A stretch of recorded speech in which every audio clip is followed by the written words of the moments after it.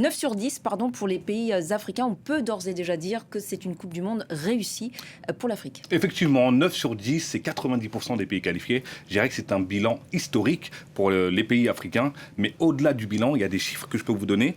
Il y a 30 matchs qui ont été joués par les pays africains. 10 victoires, 10 défaites et 10 matchs nuls, donc c'est un statu quo. On va aller au-delà des chiffres et je vais faire 3 catégories des pays africains.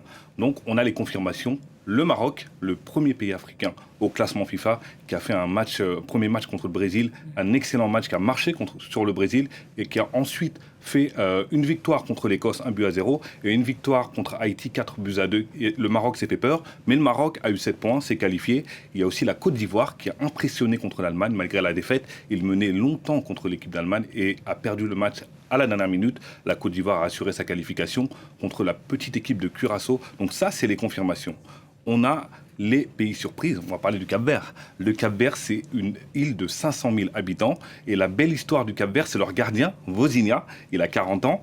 Figurez-vous que le match contre l'Espagne, le premier match du Cap-Vert, il a fait de nombreux arrêts. Il avait 50 000 followers sur Instagram et son compte a complètement explosé. Il est passé à 15 millions de followers. Le Cap-Vert, première participation à la Coupe du Monde, qui se qualifie également au 16e de finale. Il y a également la RDC. La dernière qualification de la RDC, c'est en 1974. Ils étaient éliminés dès le premier tour. Un parcours pas glorieux, ils avaient encaissé beaucoup de buts. Là, la RDC a assuré sa qualification la nuit dernière contre l'Ouzbékistan. 3-1 avec un doublé de Yoann Wissa. Malgré tout, c'est des fortunes diverses pour les pays africains. Malgré les qualifications, on peut dire dans une moindre mesure que l'Algérie et le Sénégal ont déçu. L'Algérie se sont qualifiés hier à la faveur d'un match nul 3 buts partout contre l'Autriche. Mais l'entraîneur Vladimir Petkovic a été critiqué pour son jeu. Les Algériens, les supporters algériens ont été déçus par l'engagement de l'équipe lors du premier match où ils ont été balayés par l'Argentine de Lionel Messi avec un triplé, on s'en rappelle, 3-0. Il y a aussi le Sénégal. Le Sénégal qui est le finaliste ou vainqueur de la CAN, c'est le TAS qui le dira. Mais le Sénégal est arrivé avec des grosses ambitions à cette Coupe du Monde.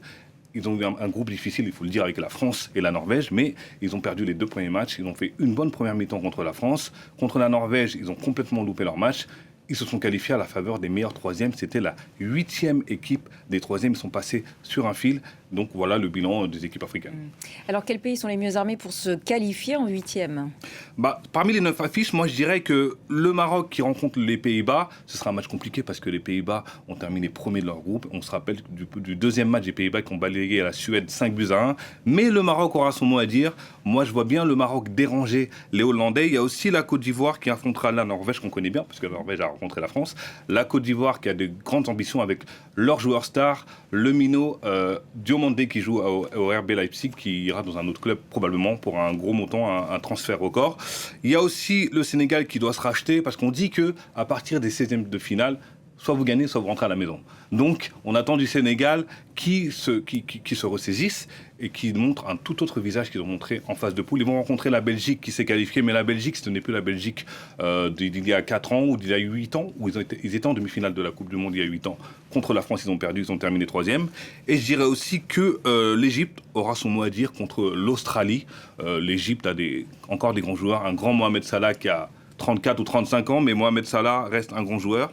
L'Australie, c'est une équipe très physique, mais je pense que les Égyptiens peuvent les déranger. Et on a l'Algérie qui va rencontrer la Suisse, très bonne équipe, mais l'Algérie n'aura pas à rougir contre la Suisse. Donc moi, je dirais un bilan de 4 ou 5 équipes qualifiées pour les 8e de finale, et je vous donne rendez-vous pour confirmer mon pronostic ou non. Et le rendez-vous